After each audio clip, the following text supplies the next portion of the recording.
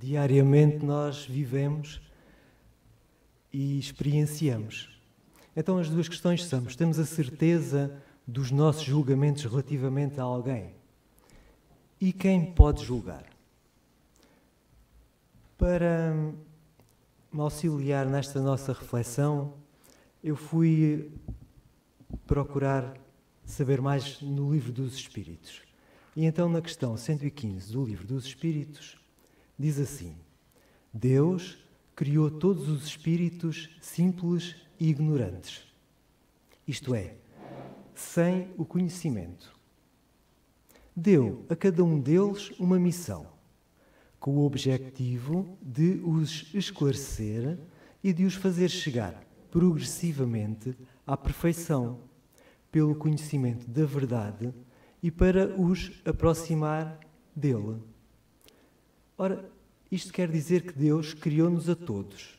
Não é? Nós todos somos espíritos que estamos num caminho descobrindo essa perfeição que já nasce e já está dentro de nós. Portanto, é um potencial que já existe dentro de nós e que cada um de nós está caminhando, buscando encontrar esse conhecimento.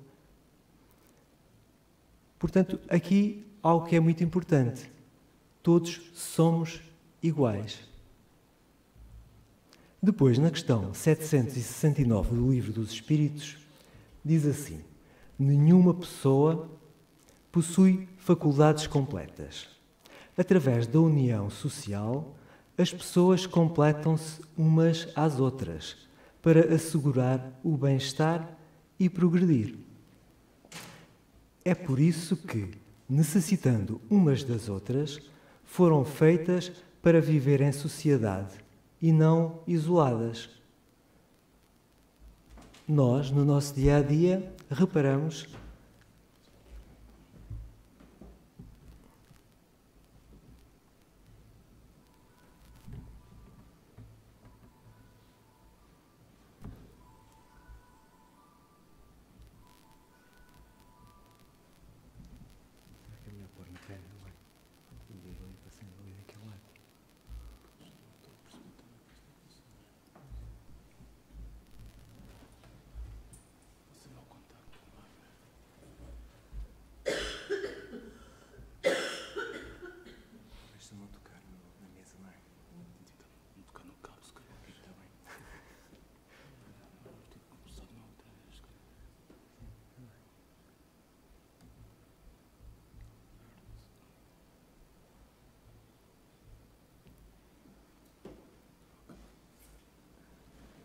Ok, está bem.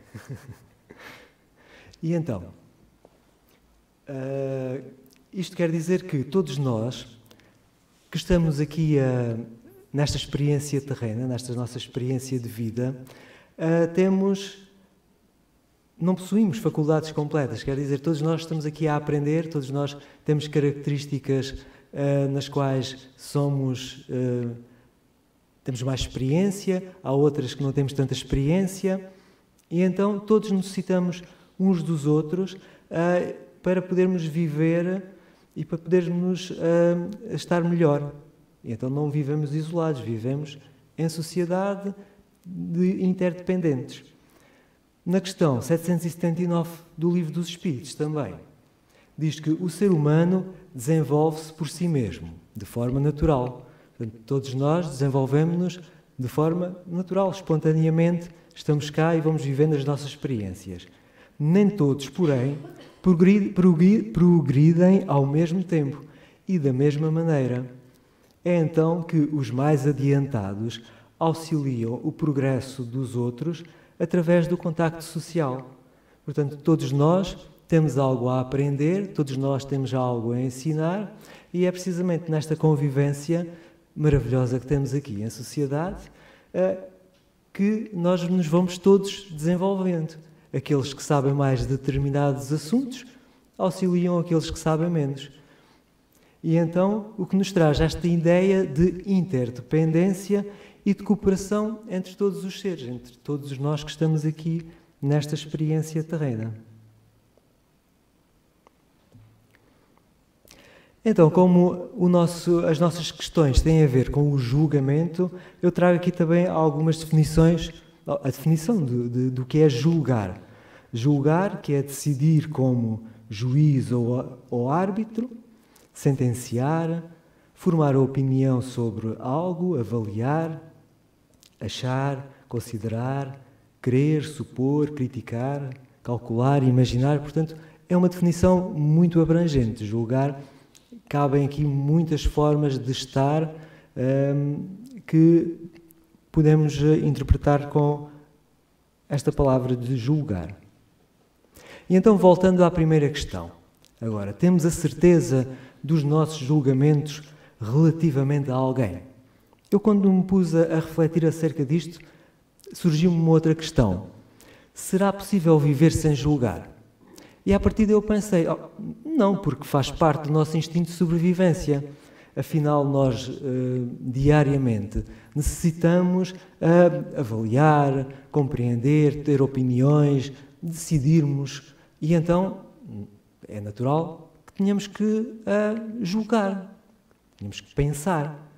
Mas depois refleti e pensei que Jesus nos ensina precisamente: não julgueis para que não sejais julgados, pois com o critério com que julgardes, sereis julgados.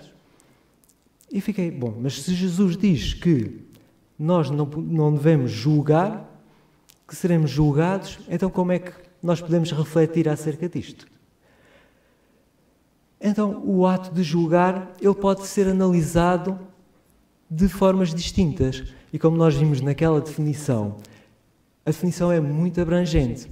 Então eu gostava que nós pudéssemos pensar neste ato de julgar de duas formas distintas.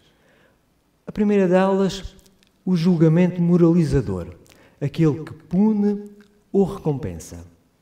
E depois, outra forma, o julgamento que avalia no sentido de analisarmos e de podermos compreender a situação que se nos apresenta. Então, o julgamento moralizador ou que pune ou recompensa, que é algo que normalmente nós não costumamos fazer. É uma forma de comunicar que subentende uma natureza errada ou maligna nas pessoas que agem em consonância com os nossos valores. Este tipo de julgamento surge em expressões como: o teu problema é ser egoísta, ela é má, eles são preconceituosos, isto é impróprio. Expressões estas que culpam, que insultam, que depreciam, que rotulam, que criticam, que comparam e diagnosticam, são formas de julgamento moralizador. Esta forma de nós julgarmos, ela advém da crença num Deus que a todos avalia, culpando, criticando, punindo e recompensando. Assim, quando as pessoas são consideradas boas, elas são recompensadas e vão para o céu. Quando elas são julgadas más, são punidas e vão para o inferno. Para trazer assim uma ideia mais aprofundada acerca deste tipo de julgamento, porque eu sei que a maioria de nós não o costuma fazer, nós não costumamos julgar desta forma, eu vou ver se aqui o sistema permite que possamos apreciar aqui uma forma de aprofundar este conhecimento.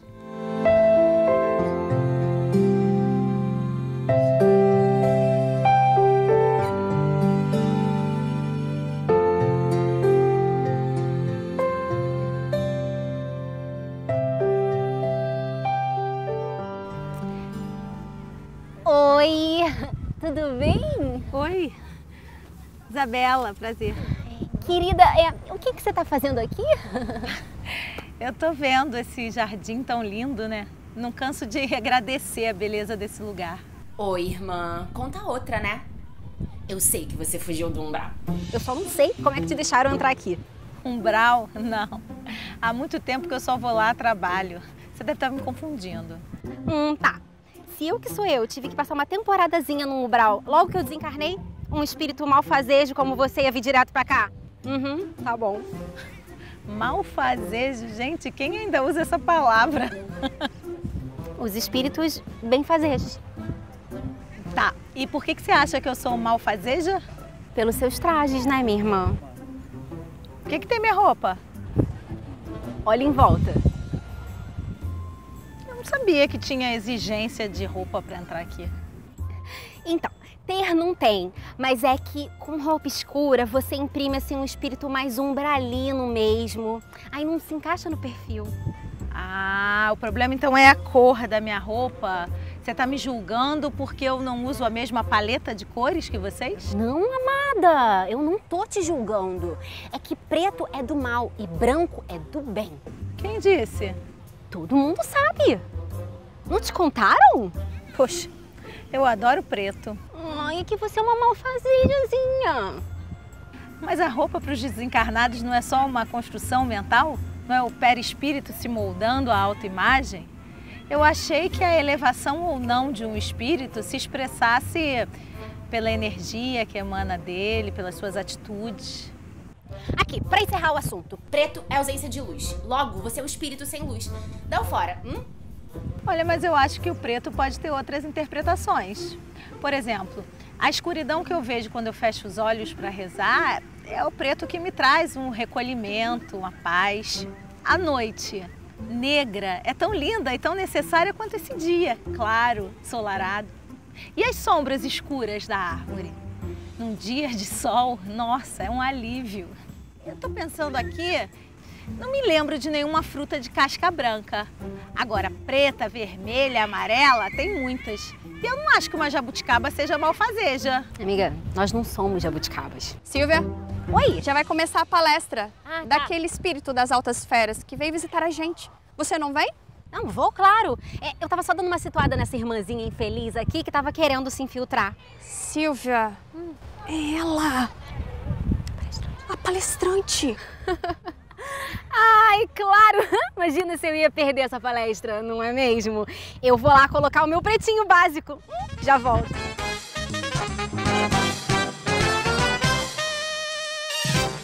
Então, agora temos aqui, já vimos um exemplo do julgamento moralizador, para percebermos melhor como é que acontece, porque todos nós sabemos que nós não o fazemos com regularidade na nossa vida. Então temos aqui o outro tipo de julgamento, que é um julgamento que avalia, analisando e compreendendo. Então, esse tipo de julgamento assume que todas as pessoas são compassivas por natureza.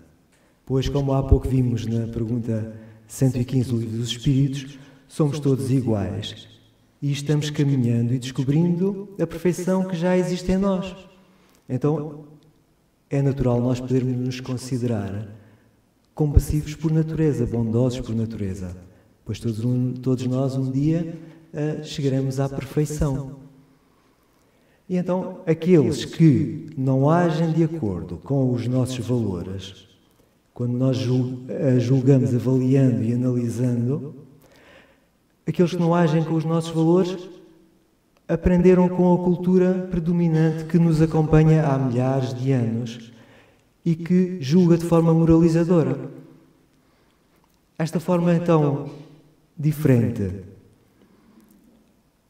pressupõe que todos partilhamos as mesmas necessidades humanas universais e que todas as nossas ações são estratégias para satisfazer uma ou mais dessas necessidades. Compreende que sentimentos desagradáveis expressam necessidades que não estão satisfeitas e que sentimentos desagradáveis sinalizam necessidades satisfeitas. Estas necessidades humanas universais são muito variadas e todos nós, de alguma forma, as temos.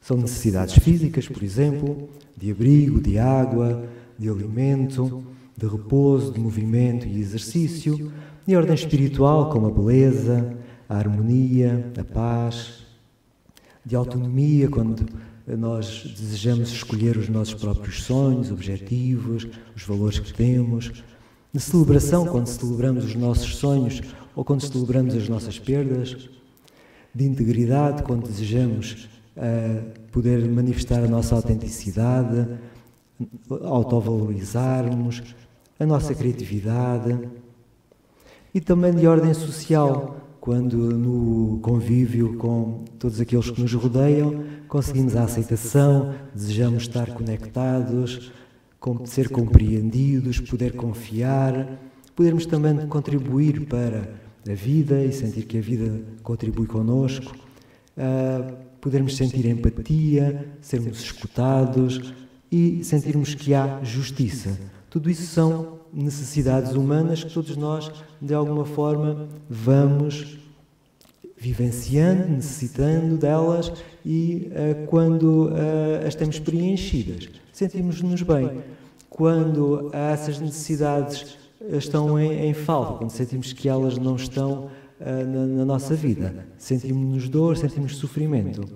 Então, ao compreendermos que qualquer forma de expressão é uma tentativa de satisfazer as necessidades humanas universais, em vez de julgarmos de forma moralizadora, vamos procurar entender e conectar com essas necessidades que estão por detrás daquela expressão ou ação. Portanto, se existe uma pessoa que está a agir de uma forma que não está a trazer a satisfação da minha necessidade, eu vou olhar e procurar perceber o que é que está a acontecer no contexto de vida dela. Assim, aprendemos a exercitar a empatia e a compreender mais profundamente as motivações que levam as pessoas a se expressar e a agir. É um exercício de conexão e compaixão que nos afasta daquele julgamento que é moralizador e da repressão. Ao mesmo tempo, é importante realçar que compreender não significa concordar, permitir ou submeter-nos a qualquer tipo de necessidade. Eu posso entender as motivações e valores mais profundos que levam uma pessoa a agir de determinada forma, mas ao mesmo tempo discordar completamente do que ela está fazendo e das estratégias que ela está utilizando para tentar satisfazer as suas necessidades. Um exemplo desta situação poderá ser alguém que pratica um delito. Okay. Se ele pratica um delito, ele tem que ser, nós temos de pará-lo, ele tem que ser retirado da sociedade. Mas a forma como isto é feito pode ser de uma forma em que eu acho que aquela pessoa é má e precisa pagar sofrendo, ou então eu vou retirar aquela pessoa, mas compreendendo que essa pessoa chegou àquele estado, chegou àquele momento, àquela ação, num contexto maior, que eu não sou capaz de entender. Então, eu preciso procurar entender esse contexto para ajudar aquela pessoa a se transformar e a modificar as suas ações, não considerando que ela vai ser má o resto da vida, que deve ser julgada e que vai parar ao inferno, mas sim que é uma pessoa que precisa de ser compreendida e que precisamos atender determinadas necessidades que existem nela e que no seu contexto de vida não foram satisfeitas. Então ela, por esse motivo, agiu por formas que a levaram àquele caminho. Então, voltando à pergunta, temos a certeza dos nossos julgamentos relativamente a alguém? Os nossos julgamentos são o reflexo de nós mesmos. Então, seguindo os ensinamentos de Jesus, ele diz que atira a primeira pedra aquele que estiver sem pecado. É, pois, de extrema importância aprofundarmos o caminho do autoconhecimento, procurando entender o peso que o julgamento moralizador ainda tem na nossa vida. A partir desse conhecimento, será possível transformar o nosso olhar, analisando e compreendendo o contexto de vida do outro e, desta forma, iniciar um movimento construtivo, apoiado na consciência que somos seres interdependentes, que devem cooperar com o progresso de todos os seres, como tínhamos visto naquelas perguntas do Livro dos Espíritos, em que falavam que todos nós temos as nossas qualidades, temos aquelas necessidades de aprendizagem e estamos inseridos na sociedade. E se nós podemos ensinar determinadas coisas a alguém, nós também estamos a aprender. Então é preciso perceber essa interdependência que nós temos e que todos estamos num caminho de aprendizagem e de evolução e nos sentirmos todos como filhos dessa que é a fonte criadora de Deus, fazendo um caminho em conjunto de aprendizagem. Então nós não somos melhores nem piores do que os outros. Nós estamos mais esclarecidos em determinados assuntos, menos esclarecidos em outros assuntos. Se os amigos espirituais mais elevados estivessem a olhar para nós da forma como muitas vezes nós olhamos para aqueles que caminham ao nosso lado na nossa vida cotidiana, eles não estavam aqui constantemente a nos auxiliar, a ser pacientes conosco, pois muitas vezes nós não o somos com aqueles que caminham ao nosso lado. Então, quem pode julgar? A outra pergunta sobre a qual nos foi solicitado refletir. Na questão 964 do Livro dos Espíritos, diz que Deus tem as suas leis a regerem todas as vossas ações. Se as violais, vossa é a culpa. Sem dúvida, quando uma pessoa comete um excesso qualquer, Deus não profere contra ele um julgamento. Deus traçou um limite às enfermidades e muitas vezes a morte são a consequência dos excessos. Todas as nossas ações estão submetidas às leis de Deus. Nenhuma há, por mais insignificante que nos pareça, que possa violá-las.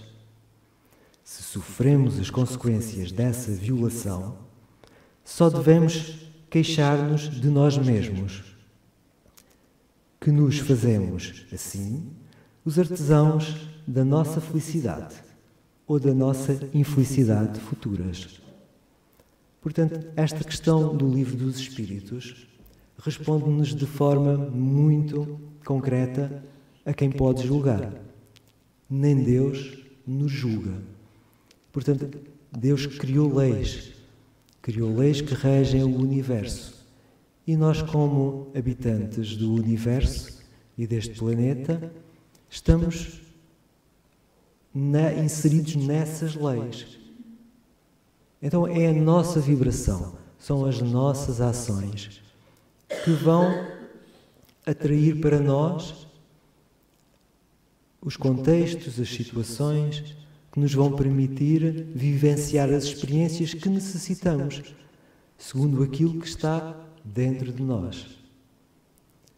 Então, eu penso que o que é mais importante para a nossa vida é vivermos intensamente essa busca de autoconhecimento, de nos conhecermos a nós mesmos, para percebermos o que habita dentro de nós, quais são os sentimentos, quais são os valores que nos movem no dia a dia.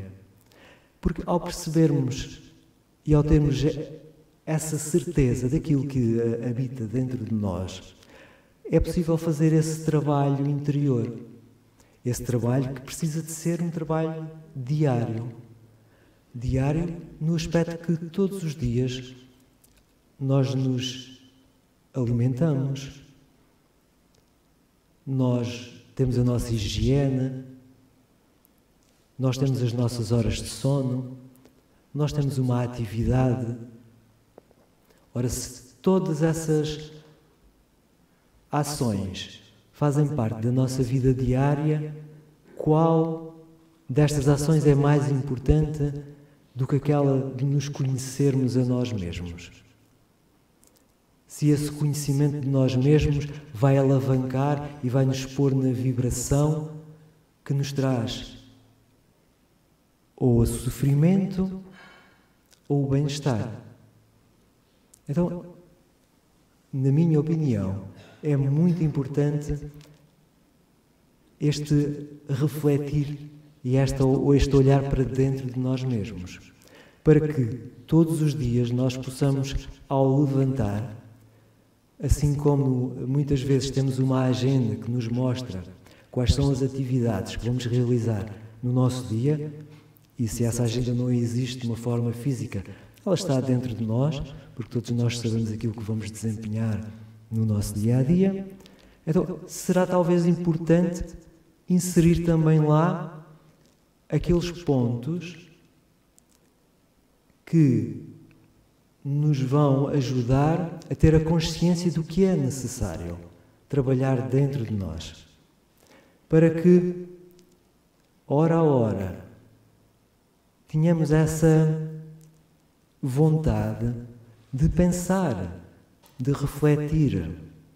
E para quem tem uma ligação à espiritualidade e para quem acredita nessa força, que é a força da fonte divina, a força dos anjos da guarda, dos espíritos amigos que nos acompanham, e por que não pedir esse auxílio aos amigos espirituais, a Deus, àquela força que nós sentimos que está mais próxima de nós, para que constantemente, durante o nosso dia, essa intuição venha até nós, nos fortalecendo, nos ajudando a sentir aquelas situações que precisam de ser trabalhadas dentro de nós, para que essa transformação nos ajude a ultrapassar os momentos de dor, de sofrimento, nos dê essa consciência do que é preciso fazer para ultrapassar, o que é que nós podemos aprender, em vez de ficarmos presos ao sofrimento.